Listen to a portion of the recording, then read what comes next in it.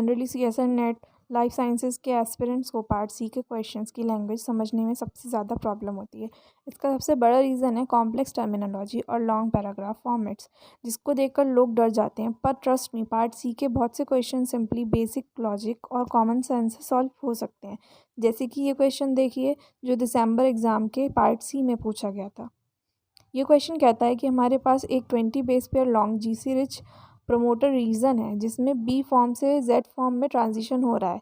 इस लंबे पैराग्राफ में सिर्फ एक ही मेन कंडीशन है, ट्रांसक्रिप्शन फैक्टर को बाइंड करने के लिए कम से कम 10 कंटिन्यूस बीडीएनए बेस पेयर्स चाहिए। अगर बेसिस 6 से लेकर 13 तक जेड फॉर्म में चले जाएं तो हमारे पास सिर्फ 5 और 7 के दो छोटे चंक्स बचेंगे, जिसका सीधा मतलब ये है कि ट्रांसक्रिप्शन फैक्टर सिर्फ तभी बाइंड करेगा जब डीएनए कम्प्लीटली बी फॉर्म में होगा। अब आते हैं इसके मैथमेटिकल पार्ट पे।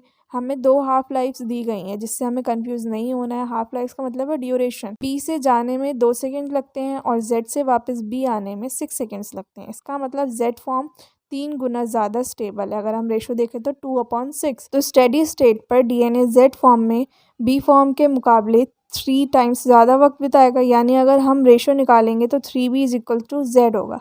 इससे हमें पता चलेगा कि टोटल टाइम में से बी फॉर्म का फ्रैक्शन सिर्फ 1/4 है।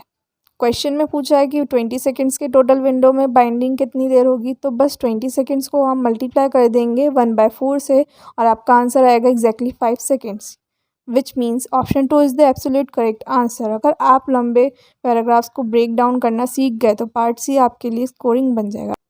If you found this video helpful, then hit the like button and don't forget to subscribe my channel for more such smart explanatory videos to target CSI NET exam.